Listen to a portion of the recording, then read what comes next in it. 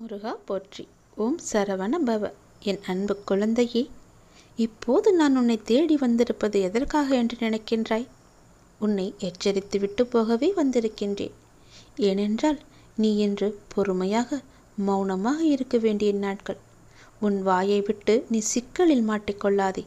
நான் சொல்வதை முழுமையாக கேள். கண்ணிமையை மூடி திறக்கின்ற நேரத்தில் உன்னுடைய அப்பாவின் உதவி உனக்கு வரும். அதற்கும் கூட உனக்கு கொஞ்சம் பொறுமை வேண்டும். நேற்று உன்னை புரிந்து கொள்ளாதவர்கள் கூட உன்னை புரிந்து கொண்டு தானாக உன்னிடம் வந்து பேசினார்கள், பார்த்தாயா? நீ என்னிடம் பிரார்த்திக்கும் போது எது வேண்டும் என்று கேட்கவில்லை. நானாக உன் மனதை புரிந்து உனக்கு தேவையானதை நான் நடக்கச் செய்தேன். நீ எதையும் பிரச்சனையாக மட்டுமே பார்த்தால் அது பிரச்சனையாக மட்டும்தான் உனக்கு தெரியும். எதிலும் உனக்கு நான் என்ன நன்மையை செய்து வைத்துள்ளேன் என்று உணர்ந்து பார்த்தால்தான், என்னுடைய லீலைகள் என்ன என்பதை நீ உணர்ந்து பார்த்தால்தான் உனக்கு நான் உனக்காக செய்யும் நன்மைகள் எல்லாமே உனக்கு விளங்கும். உனக்கு நன்றாக புரியும். கொஞ்சம் நிதானமாக யோசித்துப்பார்.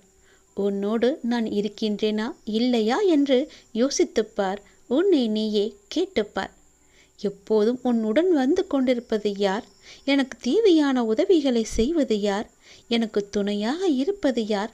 நான் கேட்கும் இடத்திலெல்லாம் எனக்கு உதவி வந்து கொண்டிருப்பது எப்படி என்று நீயே உன்னை நீயே ஆழமாக யோசித்து கேட்டுப்பார். தைரியமாக இரு. உன்னையே நம்பினேன், நம்புகிறேன், இனியும் நம்புவேன்.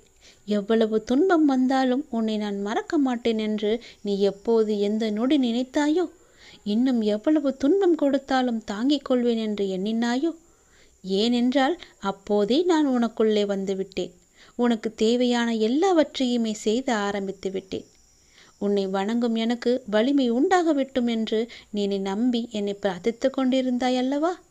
எதையும் தாங்கும் சக்தியை நான் உனக்கு கொடுத்திருக்கின்றேன். நம்பு, என்னை முழுவதுமாகவே நம்பு. நான் உன் கூடவே இருப்பேன். எப்பொழுதும் எந்த ரூபத்திலும் நான் உன்னை வந்து காத்து கொண்டே இருப்பேன். உனக்குள் அச்சமும் குழப்பமும் அதிகரித்து வருகிறது. உன்னுடைய கேள்விகளுக்கெல்லாம் விடை கிடைக்காமல் அது நீண்டு கொண்டிருக்கிறது.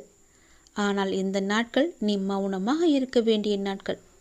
யாரிடமும் வம்பு வந்தாலும் நீ அதை தவிர்த்து மௌனமாக செல்ல வேண்டிய நாட்கள். உனக்கு கிடைக்க வேண்டிய எல்லா பதில்களும் நியாயங்களும் சில தினங்களில் உனக்கு கிடைக்கும். அதுவரை நீ கொஞ்சம் பொறுமையாகத்தான் இருக்க வேண்டும். அவசரப்பட்டு வாயை விட்டு விடாதே. என்னுடைய நாமத்தை நீ ஜெபம் செய்து வா. நல்லது நடக்கும். அது மேற்கொண்டு எந்த சிக்கலும் ஏற்படாமல் அது உன்னை காக்கும்.